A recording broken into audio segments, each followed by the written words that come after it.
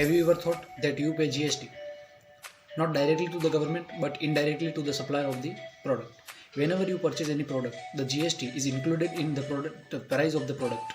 You pay GST to the supplier and the supplier pays GST to the government.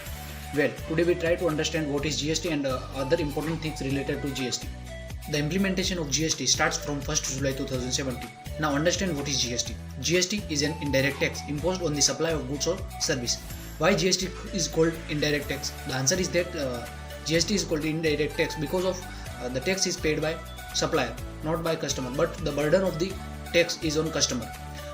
Customer pays GST to the supplier and supplier pays GST to the government. That's why it is called indirect tax. But in some cases the GST tax is paid by customer and the burden of GST is also on customer. It is called reverse charge basis. Now GST is also called destination basis tax.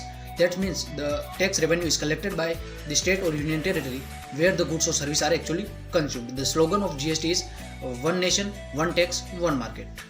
GST is classified as a CGST, SGST, UGST and IGST. Now understand how it works.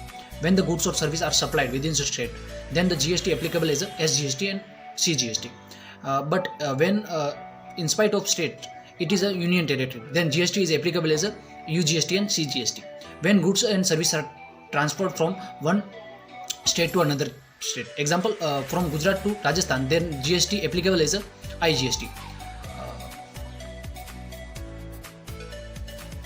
GST rate applicable in India is 5%, 12%, 18% and 28%.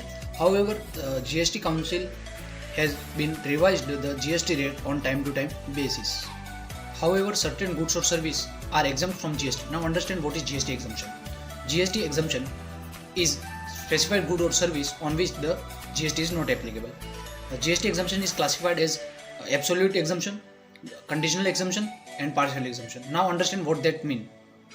Absolute exemption means the total amount of goods or service are exempt from GST. Conditional exemption is the certain condition which fulfilled, then the GST exemption is applicable. And partial exemption, that means the total amount is not exempt but partial amount of the goods or service are exempt. Now understand, when business is required to get registration under GST is compulsory. When the annual turnover of a business is exceeds the threshold limit of 40 lakh in case of supply of goods, then the business is required to get registration is compulsory. In case of business is supply the goods and service both, then the threshold limit is applicable as a 20 lakh. The threshold limit of 40 lakh reduced to 20 lakh for specified state like Arunachal Pradesh, Meghalaya, Sikkim, Uttarakhand, Pondicherry and Telangana.